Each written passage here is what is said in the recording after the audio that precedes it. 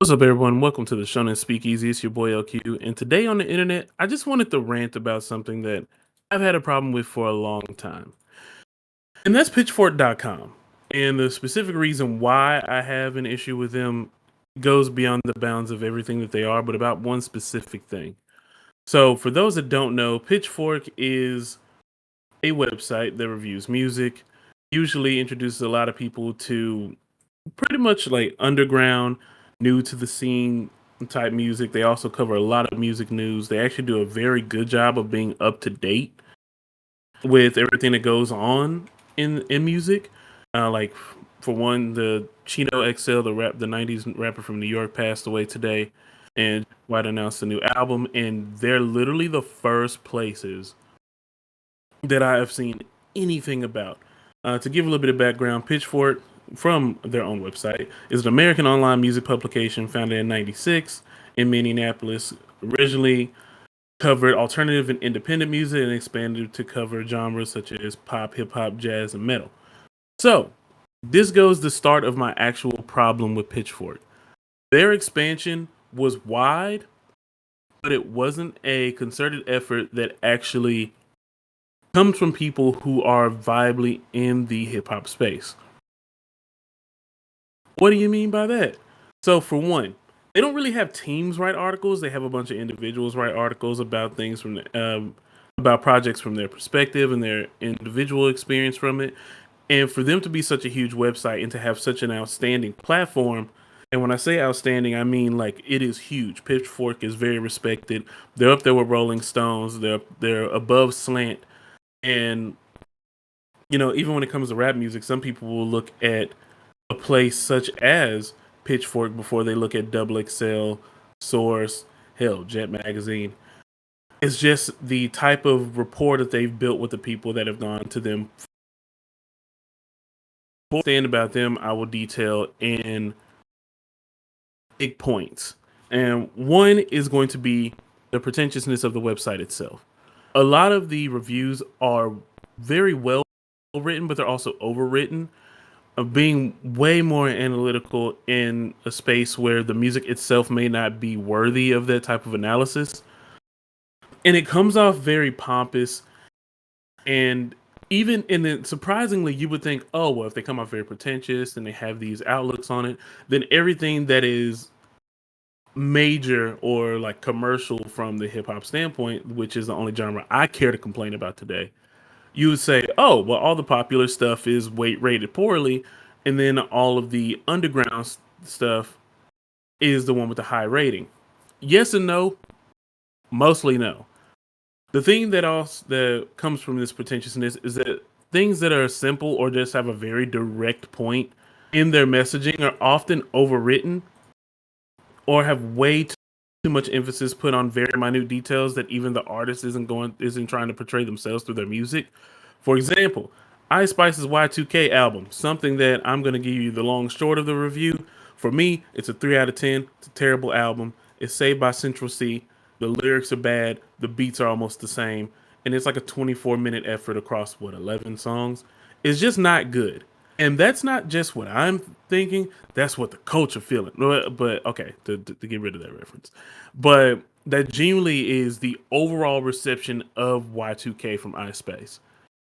Is just way over, and it's overhyped, and it's because the virality of Ice Spice's music has pretty much gotten her into this position. And in this position, you want to see if she has any type of variety to her sound, if there's anything that she wants to talk about. Even if it's just an album to turn up, it doesn't need introspection, it just needs good execution. And it fails on all of those fronts. So what did Pitchfork give it? A 7.6 out of 10. Crazy. And you would say maybe they just, you know, maybe they just like this because of what it is. And maybe their scale is different. You know, like give us an album that should probably be higher rated or has a better reception and has a lower rating. For example, Lupe Fiasco's Samurai has a 7.4 out of 10. By many publications, especially ones that are hip hop based, this is one of the top 5 albums of the year. And yes, I Spice does have more commercial viability than Lupe Fiasco. And if you look at how both of these articles are written, there's way more effort and time put into writing both the current project from Ice Spice and her last year like EP. That's crazy. Way more effort. There's way more words. There's even deeper breakdowns into like what the music is going for. Like one, for instance, one paragraph says, "Incredibly, Y2K succeeds even though her much maligned lyricism has only gotten worse. Ice Spice has always been able to sell groan-inducing punchline bars. I'm standing on shit like a floor mat.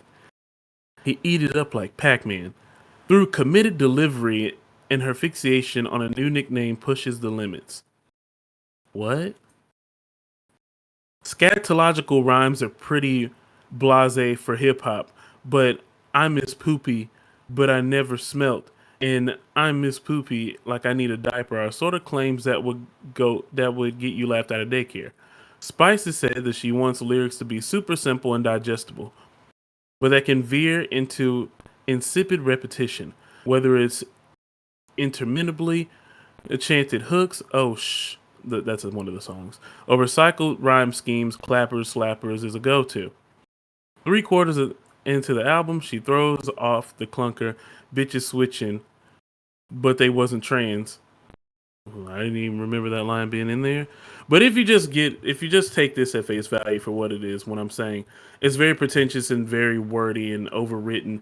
This is a great example. There's no use of explaining the fact that the lyrics suck outside of just saying the lyrics are not good and leaving those up as examples. The pretentiousness usually gives more viability to things that don't deserve it, and then sometimes it ends up leaving them to have an underwritten perspective, or even just like holding yourself too much to a message that is not what the honestly, let's be real, it's not what the actual author, the writer or musician is going for. We don't know if she uses writers or not, so I will make that distinction. But anyway, that's the thing. That's probably my main point for number one. I just don't really like how overwritten these things are, and then they don't have the type of insight on hip hop through their expansion because once again they were usually alternative, they were doing metal, things of that nature. So a lot of what they see culturally and musically is grounded in a genre that they don't particularly have an expertise in. And whenever you don't have that type of insight, it usually devolves into something like this. Ice Spice getting way too much praise when almost no one in hip hop praises her music whatsoever. She is good in the pop space. She's popular because she is palatable and because she is a very attractive woman. But it has almost nothing to do with her music or the range that she has in her musicality either.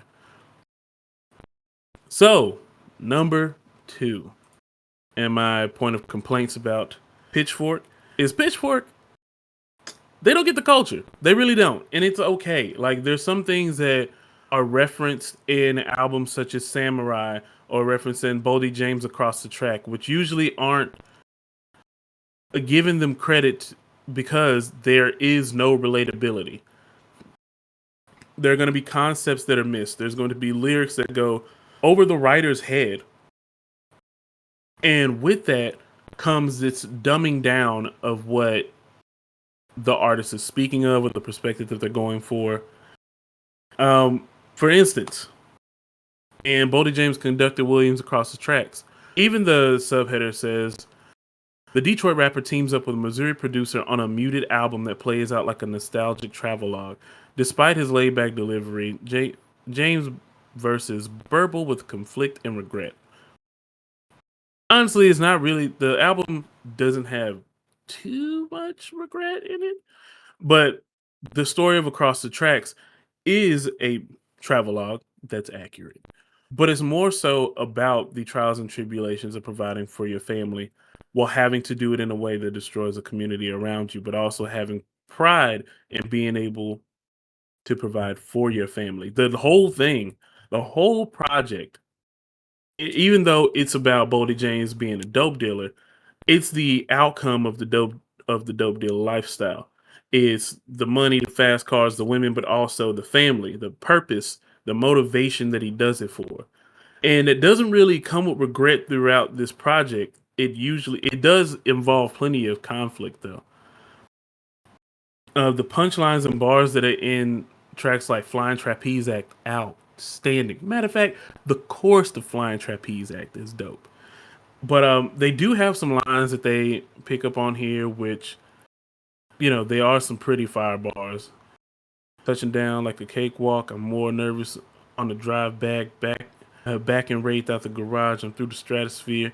But the thing is, they don't take full bars. Like those were just like punchlines, and those weren't surrounding by the bars that set them up in order to make those have more emphasis. Um, one of the one of the lines that they quote is that his first brick of cocaine was the worst one. It marks him like a curse, but he boasts, "I just took the bitch to Pound Town." Like, and it says of a bundle he deemed sexy red, and I'm just like, bro, they're missing so many things in this album because they aren't really of the culture of getting the wordplay, of understanding how cool some of the things that Boldy James has to say. And I'm using this album as an example because when it comes down to things that are built off of concepts, as wild as Lupe Fiasco's Samurai being the battle rapper from the perspective of Amy Winehouse, that his lyrics take a lot of deciphering in the first place. Let's be real. But the thing that it doesn't do, is allow you to be a part of what culture impacts that music, if it makes sense. For instance, you're not gonna get the streets of Chicago and the experiences that Lupe Fiasco has had in the Samurai album. That's just not what's happening here. And that's okay. But things that could have been highlighted from Boldy James and Conductor Williams across the tracks is tight roping in the streets. The shit is death defying. When your man's the witness in your case testifying, with my last 90 circles with a wire hanger, jumping through them fire hurdles like a lion tamer. Feel like a Green Bay fan for them greenbacks.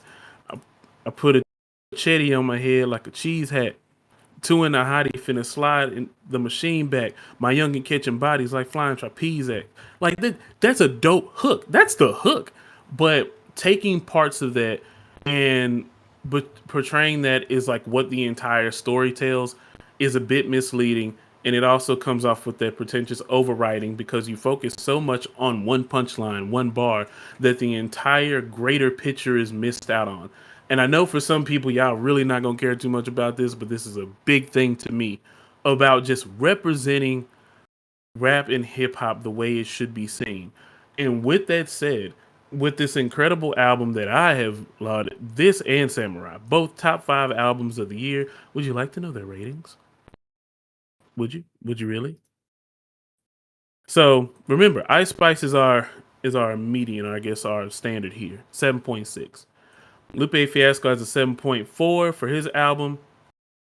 Boldy James has a 7.8, point 2 points better than both of Ice Spice's projects, which are led by lyrics that honestly are just god awful. And there's not really much space to say anything different. But putting that chorus up against "I'm standing on shit like a floor mat" or "heated up like Pac-Man," "I miss poopy, but I never smelt." And these are like lines that are repeated so many times throughout the album. And once again, this isn't about being against like pitting male or female rappers against each other, because another great example I have of someone who pretty much went underrated, but somewhat was done correctly here was Rhapsody's "Please Don't Cry." It got an 8.1. Do I think it's better than Rhapsody's "Eve"? No. This representation of the culture here is that underground artists usually get more praise and across the board from them. than most commercial artists, even when commercial works are executed very well. The 7.6 that was received here is the exact same score that Mr. Morale and the Big Steppers received as well. And all these reviews are written by different people. Now, may they have been edited by someone similar or someone else that was sitting in the room with them, maybe. But that lack of collective effort and the lack of insight on the culture usually brings you to having one person's entire opinion be publicized and actually go into things like their Wikipedia page or their Metacritic music score and have this type of hampering or boasting of music that really doesn't deserve the attention that it's getting or deserves to have more appreciation for what it is. Even without the numeric score, just the way that these things are written are absent of cultural impact. And they go back, and in some of these reviews, they even review older albums. Like there was an Ice Cube album and TLC's Crazy Sexy Cool, and those have high ratings. But also, part of the weird thing they do here is that things that are commercially viable in the past are equal to the scaling of the underground of now. So the people that are making music today that are in the mainstream usually aren't getting the fair shake when it comes down to the reviews, which leads into my third point, which is the grading scale. I know a lot of people don't really like Anthony Fantano and the way that he grades hard, but and Anthony Fantano usually does rate things under what people would usually go for because he goes from a 0 to 10 scale and he gives a light or a strong for each number. So you could just say 8.5, or 8.5 is a strong 8 for something like that, or a 7.3 is a light 7, stuff like that. Well, the reason why that scale usually works is because one, it's easy to follow, and two, it's pretty consistent depending on genre. But also, when you have what my second point was, the absence of culture, absence of cultural relativity, and also the cultural knowledge of hip hop music and its origins and how it's made and what the purpose is and what the artist means when he says something or what she says when she says something, that usually tips that scale. And we get reviews like Sexy Reds and Sexy We Trust. Have I listened to the whole thing? I'm not gonna lie to you. I didn't listen to the full project because it's just not good. Um, but I will give you this: Hottest Princess, much better project, better than the Ice Spice project. But also on Pitchfork, it got an 8 out of 10, which would make it better than Mr. Ron the Big Steppers, which makes it better than pretty much any Meg album, makes it better than any Vince Staples album, which makes it equal to Rhapsody's Eve and very close to Please Don't Cry. It actually puts it up there with what? It's close to Damn. Like, just imagine, it's better than the Death of Slim Shady. And this coming from someone who thinks that Eminem has a terrible discography. To say that any Ice Spice or Sexy Red project is better than the Death Slim Shady is absolutely insane.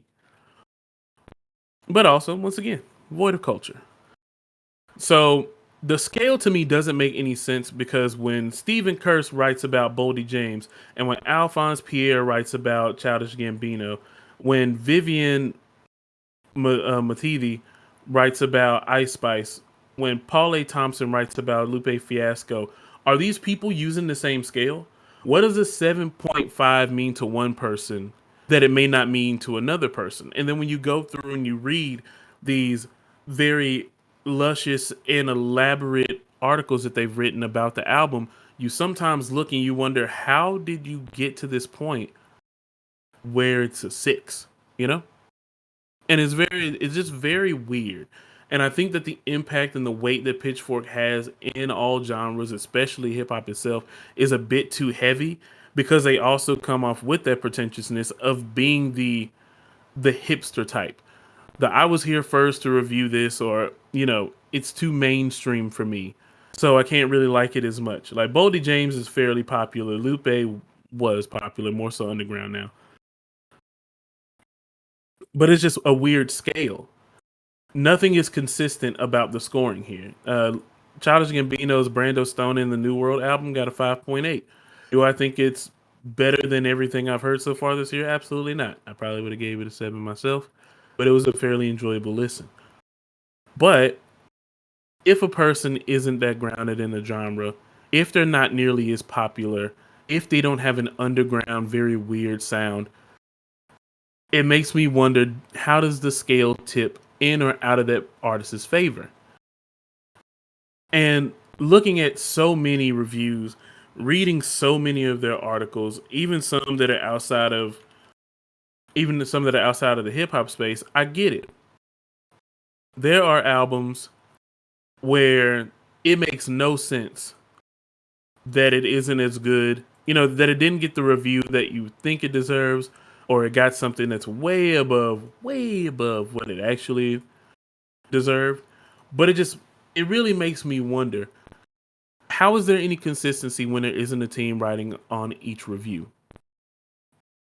And then once again, with that pretentiousness that is also involved, their popularity caps off a score, but then on top of the popularity capping also cap off a score. It's just very, very strange on how they plan around doing reviews. And granted, do they praise my favorite artist? Quite a bit. Like, I'm not gonna sit here and say they're like, oh, I just don't like them because people that I really like, they don't give extremely good scores. I get it. But some of the things that aren't connecting with them, especially on a cultural level, have a lot to do with their scoring. For instance, we're going to go back and look at some of the albums from Lupe Fiasco. The highest he's ever had is an 8.1 from The Cool. Food and Liquor 7.9. Nobody really likes lasers. It got a 3, but that's cool. Friend of the People got a 4.8, but Friend of the People is also very culturally relevant, like black centered and religious centered project. Tetsuo and Youth is regarded as one of the best albums, not only to come out in 2015, but one of the best in his discography, 7.2. Drogas Wave is one of the deepest albums that we've heard, especially for how many tracks it is. And it says, the conscious hip hop fallback poses a revisionist fantasy of the underwater slave sinking of and other ships, a premise he quickly abandoned during these 24 tracks, which is not true. And that's one of the reasons why I also have a problem with them, is that, like, if you don't have an understanding of something, like if Brian Josephs didn't understand that this premise wasn't abandoned early on in the album, then maybe there should have been other listeners in the team to go back and say, hey, it actually picks up again here. These are the things it means in this situation. If you just didn't like the way it sounds, that's cool. If you don't like the direction, that's cool. That's part of a review. That's part of your critical analysis. But for an album to be wholly misrepresented because you didn't get something is the thing that kind of makes me upset with Pitchfork, because Pitchfork allows themselves to have this huge platform and then also put that information out to other people, and now they are here to consume it incorrectly or without their own, subjectivity. Let's be real. A lot of people that are fans of Pitchfork take Pitchfork's numbers to heart, and this is how they know who they should listen to, what they should listen to, and forever have conversations to their friends about who's good and who's not. And I think that is quite unfair. But yeah, I wish there were more publications that actually had the weight in hip hop that Pitchfork seems to have, which is completely unfair. And I also don't think they've ever reviewed a Big Crit album. I don't know if I'm tripping, but I don't see a single project from him on here, and that makes me sad. Let's see. Let's try this again. Is on him. Thank God. They didn't like This Where Roses Don't Die. That's whew. I see where that one was a problem for a lot of people. Full Court Press 6.9. Forever is a Mighty Long Time. One of the best double albums to ever come out. It's not just me. It's universally praised by just about everyone else. Pitchfork 7.3. Cadillactica, his like big Def Jam premiere, 7.5. This was actually, lauded as one of the best projects of that year as well. King Remembered in Time, I'm not even going to bother with what they have to say on the other projects because the only thing that they've really given him credit for was Return to Forever, which once again, if you're underground, they really, really tend to dig you. Once you get to a space where you are commercial, if you are not in the forefront of being a commercial artist, or if you're not really big, they usually grade you on a harder curve, which is pretty unfair as well. So pretty much the mid-tier artists, like I mean, not mid-tier in talent, but mid-tier in, I would say, in popularity, like Saba, Big Crit, Mick Jenkins, even Boldy James get graded on a somewhat more strict and harder curve because they're not underground anymore. So the expectations are very weird. But then also they're not huge commercial artists where they're getting, nudged or, you know, paid straight up in order to have these very flashy and popular reviews. And it's not saying that other artists are not that other artists can't pay to have their music reviewed or have a little bit more leniency in their projects, but it just doesn't come off very rewarding.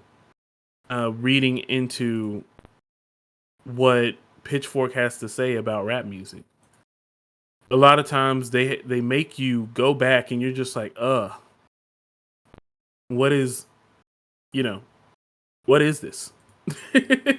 Like they here for anybody that thinks, oh, you're just being biased or anything. My Beautiful Dark Twisted Fantasy got a perfect 10 here. That's cool. Do I think it's the best album ever? Absolutely not. It's honestly the only 10 that they have on here. Yeezus got a 9.5. I don't care if you agree or not. It's not better than any of his older albums by far. Jesus King got a 7.4. So if I need to do any more convincing to bring y'all a little bit closer to my side, go for it. Late Registration did get a 9.5 though. And College Dropout got an 8.2. Ugh. Brother, ugh. That's way too low. Watch the Throne got an 8.5, but I got some slightly unpopular opinions on that number right there. But yeah, and Donda got a 6. Good. Donda deserved a 6. It deserved worse, to be honest. But anyway, my rant about Pitchfork is they're pretty much void of culture and their grading scale is very inconsistent. And they overwrite things without actually having any type of understanding for the music that they're writing about. Every now and then they get it right, but with a collaborative effort, they could do much better.